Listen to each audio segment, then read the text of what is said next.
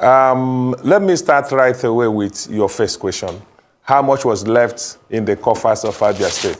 Now, you must have heard Governor Otti tout a KPMG report commissioned by his administration. That report, which he prefers to call a forensic audit, and that's surprising because he's a banker and should know better, is a process review document. That process review document says that over 4 billion naira in cash was left for Governor Otti. Now, there were near cash instruments also left for him. For instance, the Ikpeazu administration earned 24 billion naira in stamp duties.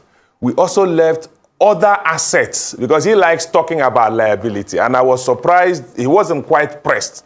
If you have come to public arena to talk about liabilities, you should also be talking about assets. If you are saying that, of course, there are liabilities, and so because the liabilities are more, what about the assets you inherited from the same government? You inherited a $60 million ramp fund. You inherited $225 million African Development Fund. You inherited 24 billion naira from the stamp duties due to Abia State, and then you saw cash in Union Bank of about 4 billion naira. Yet you said that nothing was left in the coffers. And thank you for that interview because it exposed a lot of things. For the first time in my life, I saw a governor of a state who could not speak to how much the state makes in IGR monthly, who doesn't even know the fact receipt on the average.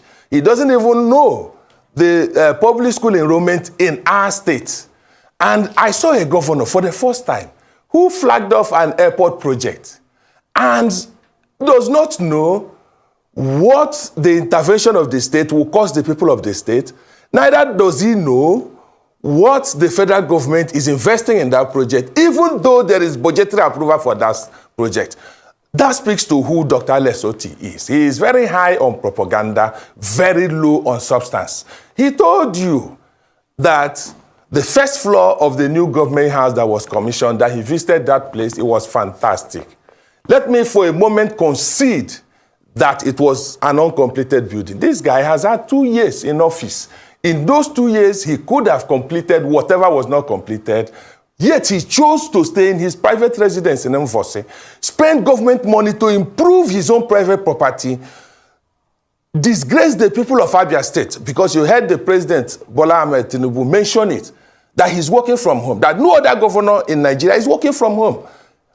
Whereas, the same governor who told us that he was looking for 1 billion naira to actually go back to that government house, the new government house, to complete it, is the same governor spending multi-billion naira in Asokoro, Abia Lodge.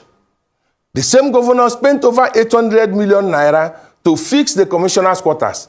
Now, here is something that people don't know. If for any reason he believed that the new government house was not ready, he had the old government house in Umuahia. He had the presidential lodge in that old government house in Umuahia. He also had access and retained access even to this day to Aba governors.